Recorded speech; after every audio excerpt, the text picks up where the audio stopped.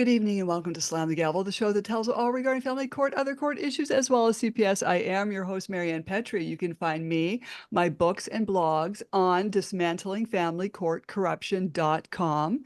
My books, Dismantling Family Court Corruption, Why Taking the Kids Was Not Enough, was followed by Cry Out for Justice, Poems of Truth, followed by Raised by These Wolves, How Family and Federal Courts Are Failing Our Children, and recently released Raised by These Wolves Volume 2, Child Trafficking Through the Foster Care and Court Systems. That came out mid-July as a bestseller. Please feel free to buy me a coffee, and that is in the podcast notes to help keep this podcast going. I have a brand new guest. I have Attorney Gary Dolan on. He is an attorney that has been fighting the corruption within the Massachusetts very corrupt courts. And I welcome you, Attorney Gary Dolan. How did all this begin and happen for you? Well, I became a lawyer late in life. I went back to law school, got my law degree after I was 50 years old. And I handled a divorce case. She was my first client. And she came to me with a simple slip and fall case, or so I thought. So she herniates a disc in a simple slip and fall case. Mm-hmm. And 6 weeks later, she has a surgery to repair the disc. And the doctor almost kills her on the operating table. She had to be airlifted to Boston for an emergency surgery. And she comes to me with this case. And because I'm a new lawyer, I don't know anything about malpractice law. And I'd never even tried a case before. Mm-hmm. So I had the advice of another attorney that said, take it to this big law firm in Boston called Luben and Myers. I was told they're the biggest medical malpractice law firm on the East Coast. So I went down there. I gave the case to them, but they told me, we'll handle the malpractice part of the case. You keep the slip and fall part of the case, which is pretty strange. So I agreed to that. Mm-hmm. So this accident happened on January 17th, 2012. So that's over 12 years now. Mm-hmm. And it's still going. These cases are still litigating right now. I filed the slip and fall case in December of 2012, and Luben and Myers filed their medical malpractice case a year later in December of 2013. Both of these cases, and I would assume because of the name of your podcast, a lot of your viewers are lawyers. Now, people who say, because I'm saying both of these cases were fixed by the lawyers and by the judges in both of these cases. And I can prove it 100%. So when I meet people and I tell them this, they look at me as a conspiracy theorist. There were 16 judges involved in the slip and fall case. And when I tell them it was fixed, I get a reaction that I'm either a crazy conspiracy theorist, or I'll have somebody say, yeah, the courts are all crooked. Well, if you're part of the latter group and say the courts are crooked, well, you're really underestimating, because the courts in Massachusetts, and I'm finding out from a friend of a mutual, acquaintance of ours, somebody in Georgia who had a bad Marianne Meadows, I guess you had her on at least once. Mm-hmm. And she got rolled over by the court system in Georgia. So I'm finding out this is more than just a Massachusetts problem.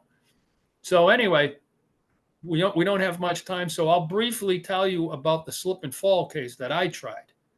Okay. And if you think it sounds pretty good, maybe we can do another podcast on the medical malpractice case filed by Luben and Myers, because the lawyers and the judges in both of these cases fixed them so that this woman could never win, ever. So anyway, the slip and fall case litigated for 3 years leading up to a trial in January of 2016.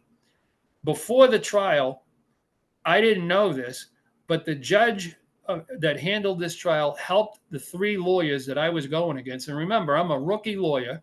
Mm-hmm. And I'm going against 3 lawyers who own and run their own law firms.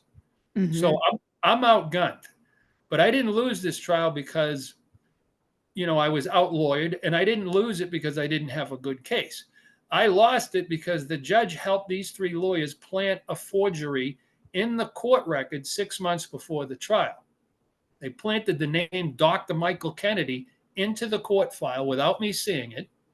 And they did it in front of another judge. I actually have a transcript that shows one of these lawyers taking a document out of my hands that we all agreed to, which didn't have the name in it, and switching it with the document that he cut and pasted the name into it. Mm-hmm. So he gets that one into the file, and now he hides the name from the judge who scheduled the trial. It's a different judge. So this judge doesn't see the name in it. I didn't see the name in it. And the judge says that he estimates the trial is going to take 2 to 3 days without expert witnesses testifying, because the court's going to schedule more time for the trial if there are experts. So he says 2 to 3 days. The clerk starts looking for a trial date. And before she could call out an opening on the calendar, the lawyer who slipped the name into the file says the defendants will likely put on an expert at trial. The clerk says, wait a minute, then it's a 5-day trial. So she just scheduled a 5-day trial, and nobody mentions the name of this doctor to the judge or the clerk. So they got a 5-day trial on the calendar, and they sneak the name into the record. Now the judge says, if you bring in an expert, you have to disclose him before the trial. And they didn't. They let the deadline go by. October 30th was the deadline to disclose. The trial date is 2 months later in January, and they never disclosed anybody, including this Dr. Kennedy that they cut and pasted into the document. So they're going to use this document on the morning of the trial to say they disclosed the doctor at the conference. So 2 weeks before the trial, they file a motion asking the judge to bifurcate the trial, and they say they have numerous experts prepared to testify. So I said, they don't have any experts. They never disclosed any. Mm-mm. But the judge, conveniently for them, never asked them where their experts were, why they never disclosed any. Didn't ask them anything what they were going to testify to, because if he had, they were going to use that document and say they disclosed the doctor after the conference. And they didn't know this, and it's tough to explain, but what they didn't know, because they were going to rely on that document, is that the clerk had written the order to disclose on the front page of that document, which means they can't use it. They were going to say they disclosed the doctor after the conference. Now, if they had tried to do that, that order was written on it, and I could have proven right there that the document was a fake and that they hadn't disclosed the doctor after the conference. But the judge, he was the only one that knew that they were going to use it. And I know it's confusing, but they can't use it because the order's written on it. Right. So in fact, I actually have copies, and this is why I thought it was going to take a while. But anyway, the clerk wrote the order on the front page of the document. Mm-hmm. So now they don't know it, but they're walking right into a trap, because if they try to use it, that document's going to be exposed, and they're going to get hopefully disbarred. Yeah, that would be nice. Right? But the judge sees it. Okay. So anyway, I don't know if you can see it, but it doesn't look like you can, but there's the original document that I filed, right? Okay. This is the one that doesn't have the name in it. This is the one we all agreed to. Uh-huh.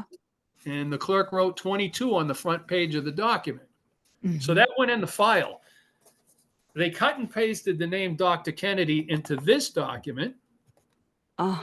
It looks identical as the other one, but this one has the name cut and pasted into it so nobody would see it. So the clerk wrote 23 on it. But as you can see on the other side, right, if you can see it, that lettering on the other side is the judge's order. The clerk wrote the order right on it. They didn't know that order was written on it. They were going to use this document because they didn't know that order was written on it. Ooh. So the judge saw the order written on it on the morning of the trial, knew they were going to try to use it. So he implemented the fraud without using the document. So he basically hid it from me. The procedure that he implemented, okay, was to bifurcate the trial between liability and damages. And in very short, that means I have to prove that my client's injuries were caused by the defendant's failure to shovel a walkway. Mm-hmm. So that after I make this agreement, the judge actually tells the jury that it's a personal injury trial, and the plaintiff has to prove that her injuries were caused by the defendant's breach of duty, failure to shovel the walkway. Mhm. The next day, my client takes the stand. She says the walkway wasn't shoveled and she fell on it. Well, the defendants are saying they did shovel the walkway, but she fell 10 feet off the walkway, taking a shortcut across the front lawn. And I know it's confusing because they were there. They actually helped her off the ground. Mhm. Two of them ran over, grabbed her by the arms, Yeah. lifted her up, and carried her back in. So when she took the stand and she got to the part to describe $300,000 worth of back injuries, Oh.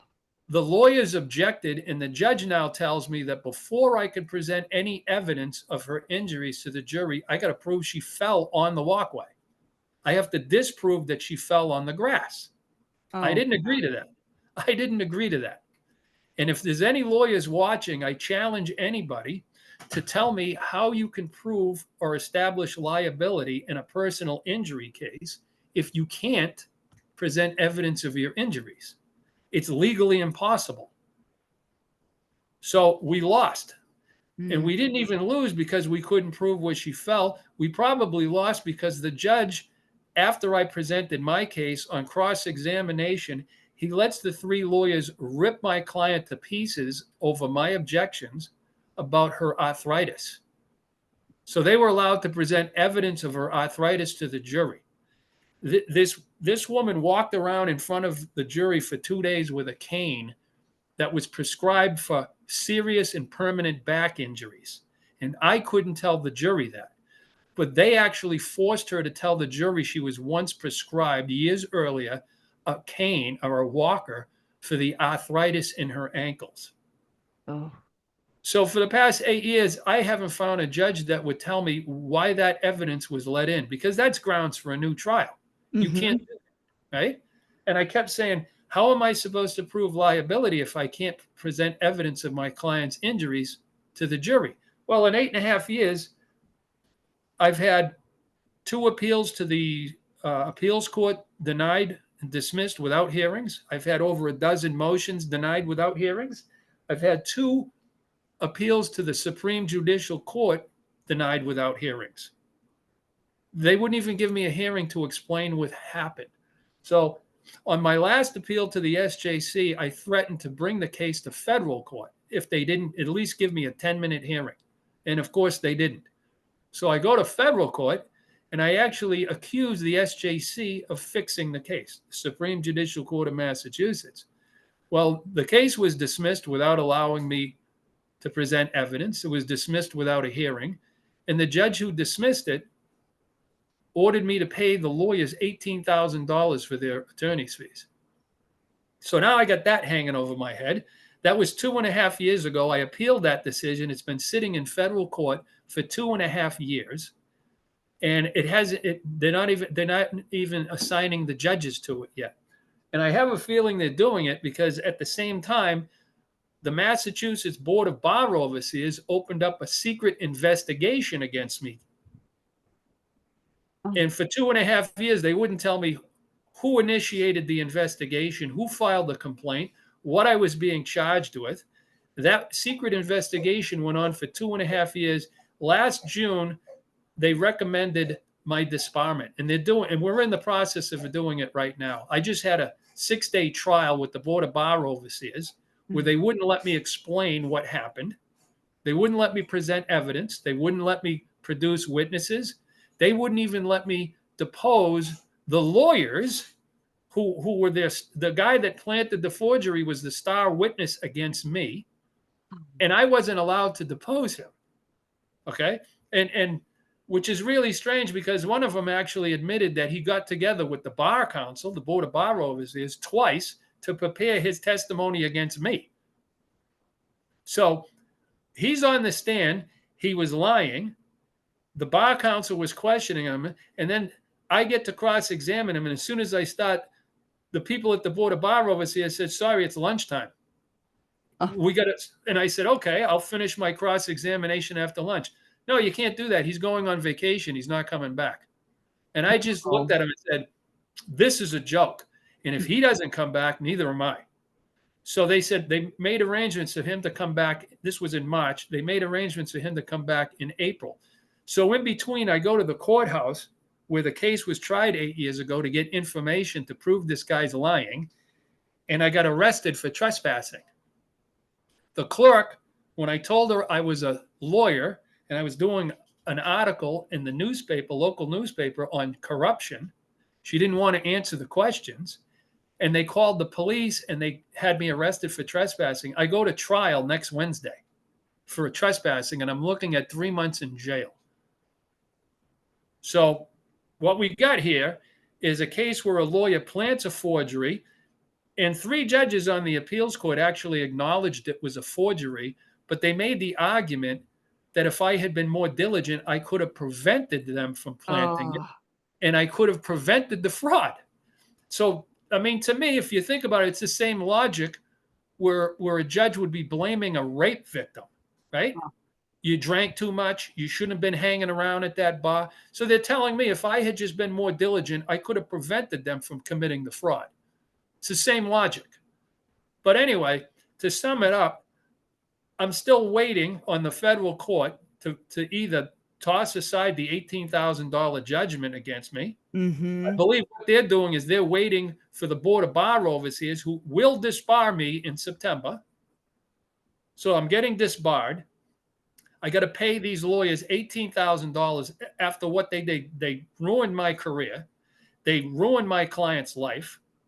And I got to pay them $18,000. And now next week, I'm looking at 90 days in jail for trespassing because I was in the courthouse trying to get information to defend myself.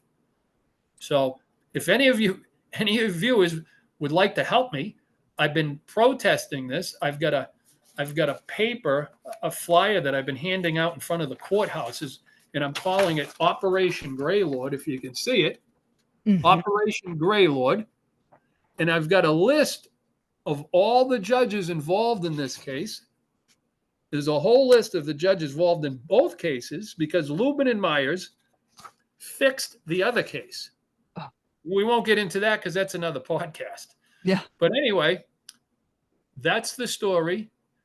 If anybody doubts that what I'm saying could happen, I encourage people to go and Google Operation Greylord or look it up on YouTube, or you can buy the book, and you will see that not only is it possible that corruption is, corrupt judges are infesting these courts, you're going to see that it's not just possible, it's probable, because these judges have no oversight. Right. And if all you have to do is worry about being overturned on appeal, you don't have to worry about anything. In fact, the judge who tried this case, evidently he screwed somebody else, and they were actually in the process of having their local state rep impeach the judge. So this judge, and your viewers can Google Judge Richard Welch III, and you'll see the Boston Globe did an article entitled Local Rep, it says State Rep Targets Local Judge. So they were looking into impeaching him. And right after my trial, about the same time, he decided to take an early retirement 5 years before he had to. And my guess is because if he doesn't, he's going to lose his pension. And he still teaches classes at New England Law School in Boston to this day. Last time I looked. So anyway, that's the story about the slip and fall.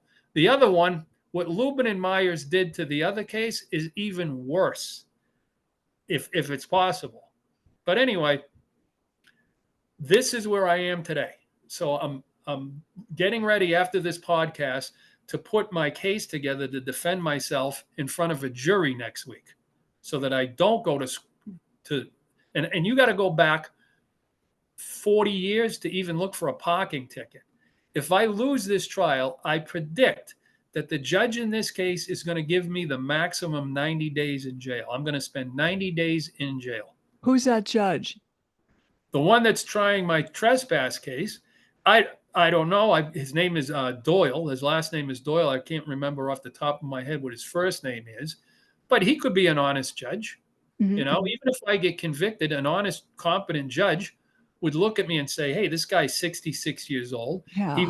He was a lawyer trying to get information publicly accessible at a courthouse, and he got caught up. They're trying to say that I was causing a disturbance, which I was just asking questions they didn't want to answer. They said I was videotaping inside the courthouse, which I did when I saw them coming to arrest me. I wanted some evidence that I was being denied access to the courthouse. And they're saying I violated a no trespass order that was issued by another judge in the courthouse. But they can't produce the no trespass order because they said it was given verbally by the judge. Verbally. That was, 4 months ago. Any judge that verbally gives somebody an order is going to tell his clerk, reduce the order to writing and send it to everybody. And there is no trespass order. There's nothing. So I have a feeling, whether I like it or not, I'm going to jail next week for 3 months. That judge is going to teach me a lesson, not to mess with the system. I really hope this does not happen to you. You do Me too. not deserve any of this. I hope this Judge Doyle is a fair judge and can see through all of this. Well, if he can, I shouldn't even have to worry.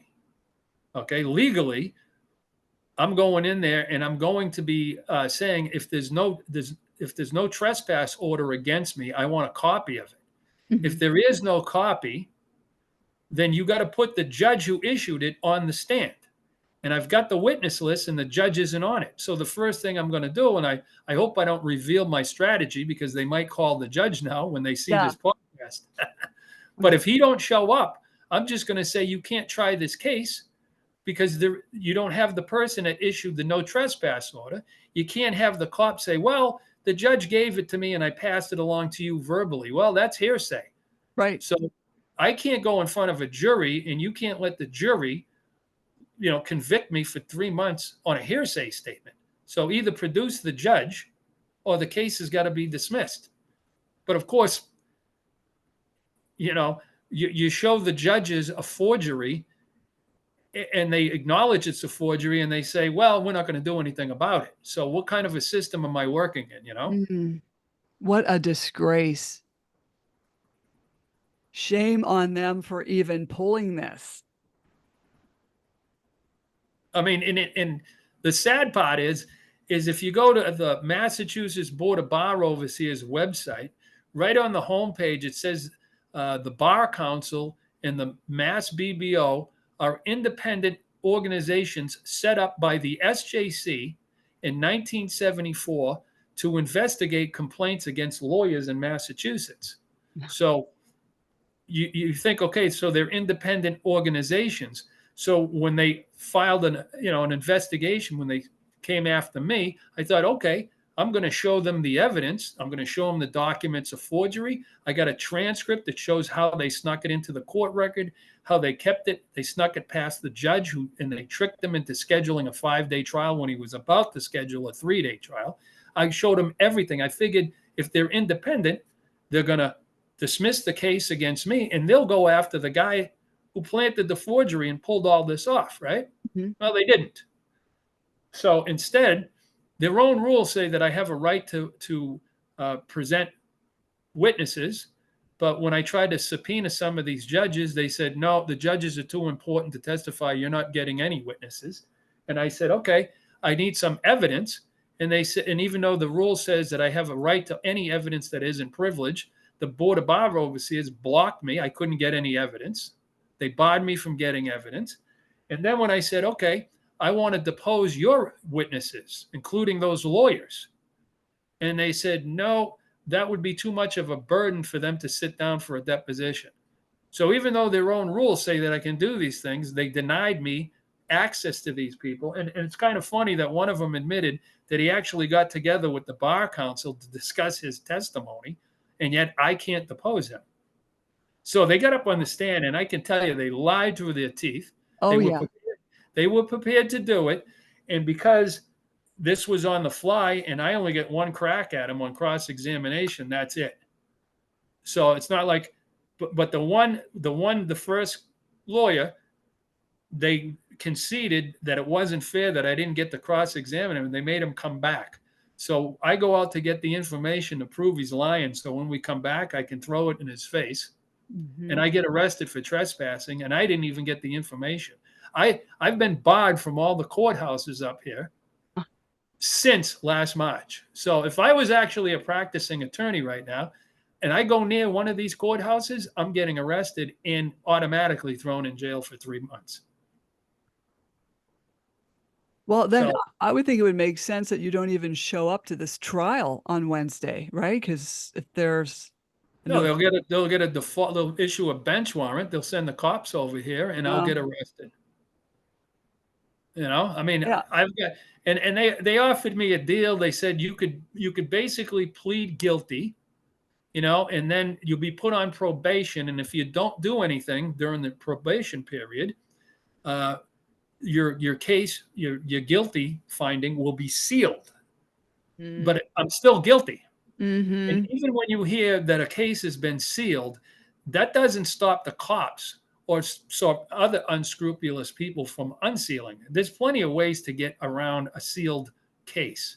Okay, so if an employer really wanted to look and prevent me from getting a job, they can say, "Oh, look, you were arrested for trespassing and convicted. We can't hire you." So I told the prosecutor I can't do that because I want to fight this. And the real reason I want to fight it is because I was arrested not for trespassing, not for videotaping in a courthouse, but I was arrested because I was asking questions to try to write a story in a local newspaper about the corruption going on in the courts. This is a blatant violation of due process, of the First Amendment. And this stuff happens every day. People don't realize it until it happens to them. Well, when I became a lawyer, I heard people, I thought it was just cynical talk. People say, the courts are all crooked. This judge takes bribes, and I never thought that. In every profession, you probably got, let's say 10% of people in the plumbing profession are, devious and crooked, right? But 90% of them are good. Same with cops. Same with, truck drivers. That's what I've been forced to do. I'm a truck driver now for the last 8 years because I can't make a living anymore. And I would say 10% of most people, every profession is crooked. But now I realize there's a local guy on the radio up here. His name is Howie Carr. And he likes to make a joke that there's 2% of the judges in the state that are giving the 98% a good name. And it took me a minute to figure it out. What he's actually saying is that he believes 98% of the judges in the courts up here are crooked and only 2% are honest. And from what I've been through, maybe I think his figure, the 2%, might be a little bit high. It could be less than 2%. I agree. Yes. This is terrible. I mean, I actually sent a letter on one of these appeals for the Luben and Myers case, and I knew it was going to be fixed because I've already had 3 of them tossed out without a hearing, without a published opinion. Because if they don't publish them, nobody gets to see what they're doing. In other words, you publish an opinion, people can use it as precedent. But if the judges are fixing the cases, they're not going to publish them because they don't want anybody to see what they're doing. So this is my 3rd time. I've had 3 appeals dismissed without hearings, unanimously, dismissed because it has to be a unanimous opinion and it can't be published. So the 4th time around, I actually predicted that it was going to get fixed. I predicted it was going to get fixed, and I sent a letter. There's 25 judges on the Massachusetts Appeals Court. I sent letters to them. Each one of them, all of them, but the 8 that I already knew were crooked. And I said, if you're an honest judge, you're going to take a look at this appeal, even if the opinion is unpublished, because I'm predicting it's going to get dismissed without a hearing, and it's going to get unanimously dismissed without an opinion, so that you don't get to see it. So I sent those letters out. That's part of the board of bar overseers saying, oh, that's an ex parte motion.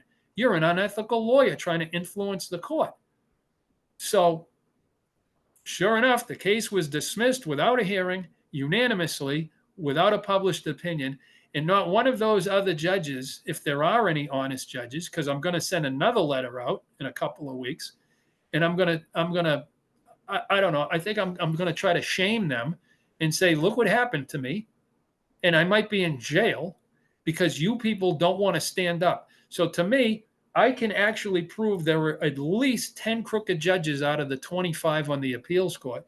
And if the other 15 are out there, if they watch this podcast, I'd like to say to all of them that you're just as bad. If you're sitting back and watching cases get fixed like this, Mm-hmm. I mean, I got to have more respect for the judge who threw it out than a judge who steps aside and says, I'm not doing anything. You know, Mm-hmm. you're not an honest judge if you know this is going on. And it's so prevalent and it's so obvious. They can't claim ignorance. They can't be, Auschwitz guards and say, hey, I didn't know what was going on here. You can't prosecute me. These judges are crooked to the bone. And there's nothing anybody can do about it, because for the last 8 years, excuse me, I've been trying to get some publicity, and the best I could do was law.com did a story about how I was fined $18,000. And I got the owner of the local newspaper here. It's a small newspaper, but he let me put the op-ed accusing the judges of being crooked. Mm-hmm. But none of the major news outlets would even answer my phone calls. And it's almost, I'm starting to think maybe they're afraid to expose the corruption. Maybe there's going to be some blowback if they actually let me go out and protest. So Mm-hmm. I'm actually standing in front of courthouses now, passing this flyer around, Operation Greylord. And I don't even get a whiff, because it says if there's any lawyers out there that can help me, call me, contact me, right? Mm-hmm. Nothing. Lawyers are running away from me. They're like this. Oh, I don't want to get involved. I don't Oh, want to get geez. even when I was being arrested by the cop for trespassing, there was 2 lawyers there going like this. Oh, we better not say anything, or we'll get dragged into this. I mean, what happened to all the civil rights attorneys from the 60s and 70s? Right. Can you even find one now? No, they have no bollocks. And, in the words of Marcus Aurelius, you can also commit an injustice by doing nothing. And that's what they're doing. They're just covering their face and walking past you and letting you suffer. Exactly. And it's the same way in everything. It's how Stalinist Russia evolved. It's how Nazi Germany evolved. When everybody stands back and just says, it's not affecting me. I'm not going to get involved because I don't want to get caught up in it. Nobody wants to stand up anymore. No. Nobody. Well, God watches things, and God will deal with these people, because, these lawyers that think they got away with this, they're not really going to get away with it, because God's justice can happen on this earth too. Well, it hasn't happened yet. I got to give them $18,000. Well, you never know, because I probably told you my story. Other people have heard my story about dealing with a corrupt judge my case was fixed as well. And I said, God, you deal with him, after he took my kids away from me on March 2nd of 2015. And I just said, I don't know what to do. I can't recuse him. He's gotten nastier since I reported him to the AOPC, and he's retaliated, and I just didn't know what to do with him. And so I just put it in God's hands. And I get a phone call on March 2nd, 2017 from my friend who was at the mall. Oh, I was at the mall, and she called me up and she said, did you watch the news? I said, no, I'm nowhere near a TV set. She said, your judge is dead. And I Wow. said, oh, I actually fell to my knees at the Mill Creek Mall, and I yelled, I praise you, Jesus. So God does watch, and he's watching. I know it's all in his time. Yes, I wish it would have happened sooner, but I think that's pretty soon. I mean, 2 years is not that long of a time span Hmm. in the scheme of things. See, So, people. No, go ahead. Go ahead. oh, I mean, so if they think they're getting away with something, God is Maybe watching. not. Well, I don't. Generally, I used to not wish bad stuff to happen to anybody. But if I found out any of these judges died, I wouldn't care. I wouldn't bat an eye. I would say, good, the world is one less corrupt a-hole, and we're better off for it. And Oh, right. now you mentioned that after I filed my first appeal in this case, the the head judge out of the seven on the Massachusetts Supreme Court had a heart attack and died. Well, see, But he was replaced by another crooked judge. but who knows what can happen to that crooked judge? I would like to believe something will. Well, I had an attorney that torpedoed my case, and he was absolutely horrible. And every time I'd pass him at the courthouse, because I was a pro se, it's like he's aging before my eyes. I mean, we'd be passing on the sidewalk, and sometimes he'd glance at me. It's like, boy, he's aging. And wouldn't you know, give it a year and a half or so, he dropped out of a major heart attack. Wow. So Maybe there is something. yeah. So if you're not wishing evil on anyone, you're saying, God, you deal with it. Vengeance is mine, saith the Lord. So God's super creative. Okay, people, wake up. And if you give it to God, you're not wishing evil on them. You're letting God do his job. That's what he wants to do. Well, I would say this. I'm ambivalent now. I grew up to be, as a Catholic, and Mhm. I'm Me still too. conflicted whether there Yeah. is a God. Oh, there But is. I will tell you this. I have no problem saying that anybody who puts a robe on, okay, and I always say this to people, we make fun of lawyers all the time with lawyer jokes because they're so dishonest and crooked and corrupt Mhm. that we have a whole line of jokes about lawyers. Why is it that once a lawyer puts on a black robe, they now become pillars of integrity? No. E- even somebody like a former president criticizes a judge, everybody lights their hair on fire. Oh my God, you can't criticize a judge's decision. Look what they're doing on the Supreme Court. Every time they make a decision, one side complains about it, and the other side says, you can't complain about this. This is the Supreme Court. This is a sacred place. Oh, yeah. And I got to tell you, I don't particularly like Joe Biden, but I love what he's doing right now, trying to get term limits on the Supreme Court. Because why should these people have jobs for the rest of their lives? And anybody with any kind of eyesight can see that the jobs have become political. You Hmm. know, in 2000, 5 Republican judges voted for Bush, went his way. 4 Democrat judges went Gore's way, and who wins the election? Hmm. Bush. And now you got a guy that nobody likes. The Republicans didn't even like him. Donald Trump happens to come in and just got so lucky that 2 of these justices died. So he gets to appoint 2 more that he wants. And then one of the judges on the bench is smart enough to say, gee, I better resign so that Donald Trump can replace me rather than do it in a couple of years where somebody else might replace somebody I don't like. So right now, as long as they got their act together, and I'm not saying whether I'm a Democrat or Republican, but the Republicans now have the upper hand. So the Republicans on the bench aren't going to retire until there's a Republican in the White House.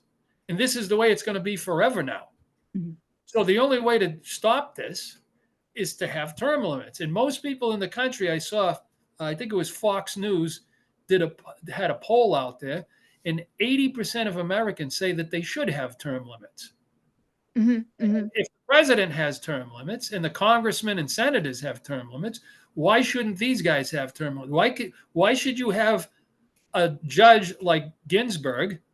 They're practically rolling around. I mean, it might have been weekend at Bernie. She might have been dead. Hmm. And Hmm. they were wheeling around. And I'm sure they were telling her when Barack Obama was president, hey, look, retire now so that Barack can replace you, right? Hmm. Uh, what's his name? Scalia died unexpectedly, and Barack Obama tried to replace him with Merrick Garland. and the Republicans blocked it. And now that got Trump got to put Gorsuch in instead. So it's all political. So Yeah.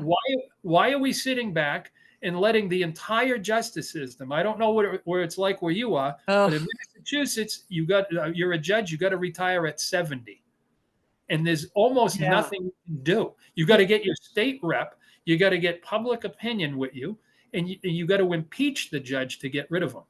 And Right. Right. how many Same. people are there? Who's got Yes. the time and the money to do that? Yeah. Same over here in Pennsylvania. It's a big mess. It's a big mess. And Uh, I'm just so glad you came onto the podcast to expose this. And how can people reach you if they have any questions? Because there may be some new lawyers coming out of law school that may want to listen to this, because if this can happen to you, this can happen to them.